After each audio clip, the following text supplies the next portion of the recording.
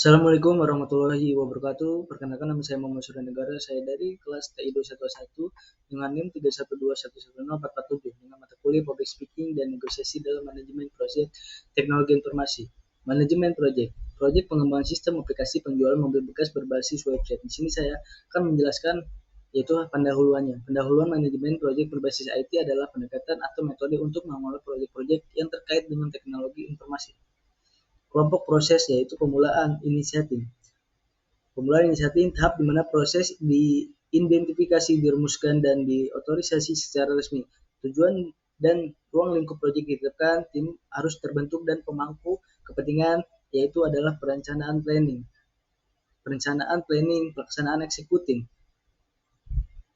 Perencanaan tidak dilanjut pengukuran proyek di bawah pelaksanaan eksekutif, tahap di mana rencana proyek diimplementasikan.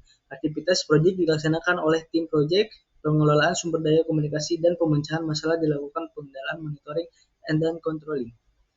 Sini adalah penutupan area pengetahuan. Yang pertama ada manajemen integrasi proyek.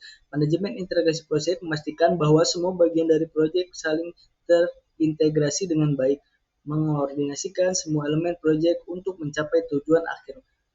Yang kedua ada manajemen ruang lingkup proyek. Manajemen ruang lingkup proyek yaitu perencanaan, penjadwalan, dan pengendalian waktu proyek, memastikan bahwa proyek sesuai dengan tepat. Di sini ada biaya proyek, manajemen kualitas proyek, manajemen sumber daya manusia proyek, manajemen komunikasi proyek, manajemen risiko proyek, manajemen presiden proyek, manajemen stakeholder proyek. Sini ada manajemen kualitas proyek. Manajemen kualitas proyek itu memastikan bahwa produk atau layanan yang dihasilkan memenuhi atau melebihi standar tersebut. Manajemen sumber daya manusia. Manajemen sumber daya manusia yaitu mengelola informasi atau yang tepat di antara semua pemangku kepentingan proyek, memastikan bahwa pesan penting dikomunikasikan dengan jelas, yaitu manajemen komunikasi proyek dan risiko proyek. Oke, kita next aja. Latar belakang dalam era digitalisasi yang berkembang pesat saat ini, menggunakan sistem informasi telah menjadi suatu keharusan bagi banyak perusahaan, termasuk usaha menengah. Dalam konteks ini, penjualan mobil bekas menghadapi tantangan untuk meningkatkan efisiensi dan ketetapan dalam manajemen penjualan dan stok mobil. Project Carter di sini ada yaitu project title, judul project yaitu judulnya adalah penjualan mobil bekas. Yang kedua ada project start date yaitu tanggal di mana mulai resmi atau perencanaan project yaitu mulai tanggal 10 2022 dan sampai 2025. Project finish dari perkiraan selesai yaitu secepat selesainya. Yang keempat ada budget informasi, yang kelima ada project manager, yang keenam ada project objektif, ketujuh ada main atau kriteria keberhasilan proyek pertama, dan ke-8 ada pendekatan, yang ke-9 yang terakhir ada peran dan tanggung jawab. Dan yang terakhir ada peran dan tanggung jawab, yaitu kita bertanggung jawab dengan prosesnya masing-masing, seperti resiko, peluang, dan sumber yang lain tersedia. Setiap elemen ini penting dalam merencanakan dan memasukkan proyek secara efektif. Business case itu ada latar belakang perusahaan. Latar belakang perusahaan yaitu mencakup informasi visi sejarah kita seperti sejarah showroom jual mobil, yaitu kita sejarahnya yaitu pada tahun 2010 oleh Suryanegara, dan kita adalah layanan jual mobil bekas yang visinya dan menjadi mobil bekas termuka yang dikenal dengan kendaraan yang dengan kualitas layanan yang terbaik, dan misinya adalah memberikan pengalaman belanja menyenangkan, transparan bagi pelanggan, dan berkualitas tinggi yang kompetitif. Kedua, kendala yang dialaminya adalah ini bagian di mana adalah mengidentifikasi masalah atau kendala yang dihadapi. Contohnya adalah persaingan yang sangat ketat, stok mobil yang sangat lambat bergerak, kurangnya keterlibatan digital. Karena kekurangan digital itu adalah kehadiran online dan strategi pemasaran digital yang kuat membuat perusahaan kalah saing dalam memperluas pangsa pasar. Yang terakhir ada rencana meningkatkan efisiensi. Rencana meningkatkan efisiensi adalah yang dilakukan meningkatkan efisiensi mengatasi kendala yang dihadapi. Contohnya adalah meningkatkan pemasaran, digital mengembangkan strategi pemasaran, situs web, kampanye, iklan online untuk menjangkau lebih banyak pelanggan potensial. Pelatihan karyawan, melakukan pelatihan reguler untuk karyawan tentang terkini dalam industri otomotif. Next saja, sasaran bisnis.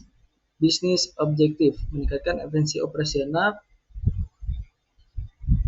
meningkatkan pelayanan pelanggan, manajemen persediaan dan efisien. Ini meningkatkan perkara atau model yang dirancang untuk membangun atau mengembangkan suatu proyek dengan memperhatikan efisiensi biaya, mencakup penggunaan dan berkualitas. Meningkatkan pelayanan pelanggan, manajemen persediaan yang efisiensi, tentu saja penggunaan teknologi dan inovasi untuk mengurangi biaya produksi atau pembangunan. Situasi dan masalah saat ini adalah yang pertama, sistem manual pengolahan stok dan transaksi penjualan, kemampuan memantau stok secara real time. Ketiga, kesulitan dalam analisis data penjualan.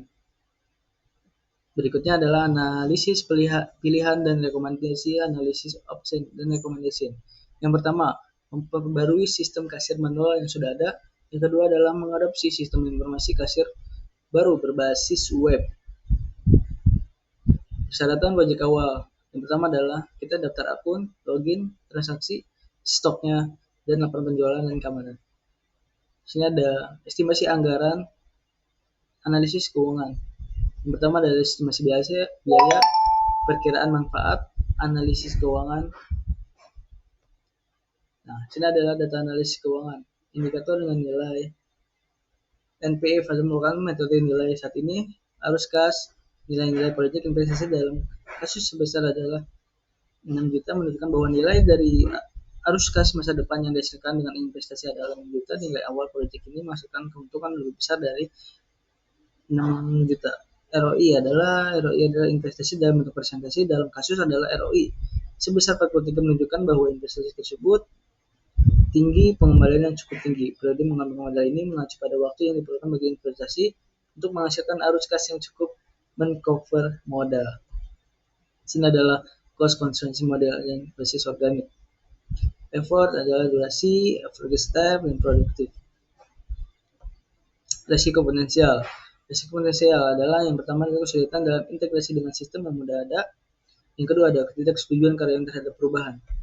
Sini ada WPS-nya, aplikasi penjualan mobil.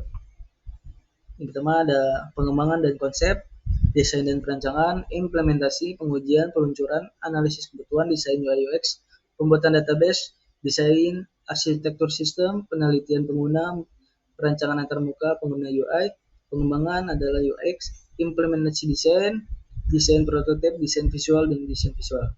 Di sini ada memulai dari inisiatif dari pihak terutama untuk menyiapkan piagam proyek untuk aplikasi penjualan mobil bekas, mempersiapkan WBS-nya, menentukan sumber daya tugas untuk mengembangkan aplikasi, membuat draft diagram Gan untuk mengembangkan aplikasi supaya untuk pengguna mengetahui kebutuhan dan proses pengguna dan menyiapkan laporan. Skenario jadwal, analisis kebutuhannya mulai dari tanggal 20 Maret, perencanaan proyek adalah tanggal 27 Maret, dan yang terpenting adalah pengembangannya back end sampai pengembangan halaman responsif dari 24 sampai Mei, dan peluncuran, pemeliharaan, desain visual, pengembangan, dan integrasi pengujian. Bisa dilihat teman-teman. Mungkin itu saja yang bisa saya sampaikan dan saya jelaskan. Mohon maaf bila banyak kekurangan. Wabillahi taufiq wal hidayah. Wassalamualaikum warahmatullahi wabarakatuh.